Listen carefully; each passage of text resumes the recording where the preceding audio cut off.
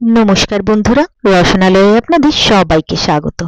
আমার আজকের রেসিপি হলো একেবারে টক মিষ্টি ঝাল স্বাদের জমজমাট আমশি দিয়ে রুই মাছের টক। গরমের দিনে এই রেসিপি একদম পারফেক্ট, খেতে যেমন হালকা তেমনই ভীষণ মজাদার।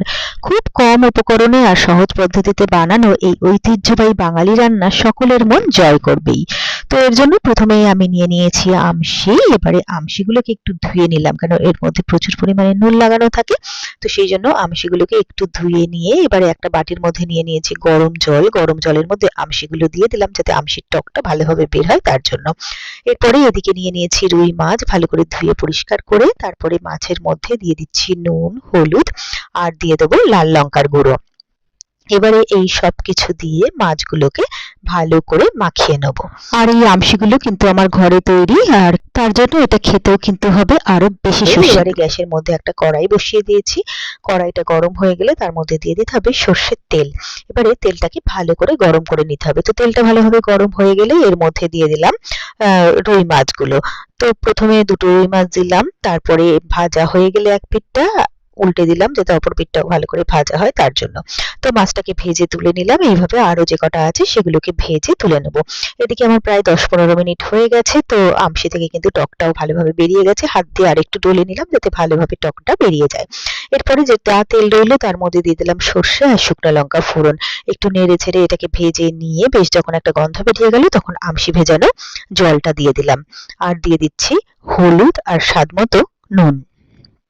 এরপরে ভালো করে সবটাকে মিলিয়ে মিশিয়ে দেব। তারপরে এটাকে আমি একটু সময় দেবো যাতে এটা বেশ ভালো করে ফুটে ওঠে তার জন্য। তো ঝোলটা আমার ভালো করে ফুটে উঠেছে। এবারে আমি এর মধ্যে দিয়ে দিচ্ছি সর্ষে বাটা। তো এর মধ্যে সর্ষে বাটা দেওয়ার পরে দিয়ে দিলাম এখানে ভেজে রাখা মাছগুলো। তারপরে ভালো করে সবটাকে মিলিয়ে মিশিয়ে দিলাম। তারপরে এটাকে মিনিট কয়েকের জন্য আমি ঢাকা দিয়ে দিচ্ছি। তো মিনিট কয়েক রান্না করার পরে ঢাকনাটা খুলে নিলাম। এরপরে নেড়ে চেড়ে দেখে নিচ্ছি আমশি দিয়ে মাছের টক কিন্তু আমার প্রায় রেডি। এরপরে আমি গ্যাসের ফ্লেমটাকে একটু বাড়িয়ে দিয়ে এটাকে আমি মিনিট খানেক হাই ফ্লেমে ফুটিয়ে নেব। আর তাহলেই কিন্তু আমশি দিয়ে মাছের টক একদম রেডি হয়ে যাবে। গরম ভাতে খেতে কিন্তু অসাধারণ লাগে।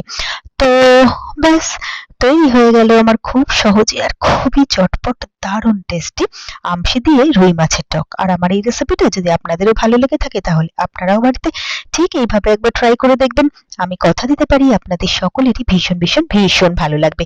আর আমার রেসিপিগুলো যদি আপনাদের ভালো লেগে থাকে তাহলে প্লিজ আমার ভিডিওগুলোতে লাইক, কমেন্টস ও শেয়ার করবেন। আর আমার চ্যানেলটা যদি নতুন চেক করতে থাকেন তাহলে প্লিজ চ্যানেলটাকে সাবস্ক্রাইব করে পাশে থাকা বেল আইকনটা প্রেস করে দেবেন। আর আমার ফেসবুক পেজ আর ইনস্টাগ্রামটাকেও প্লিজ ফলো করে নেবেন।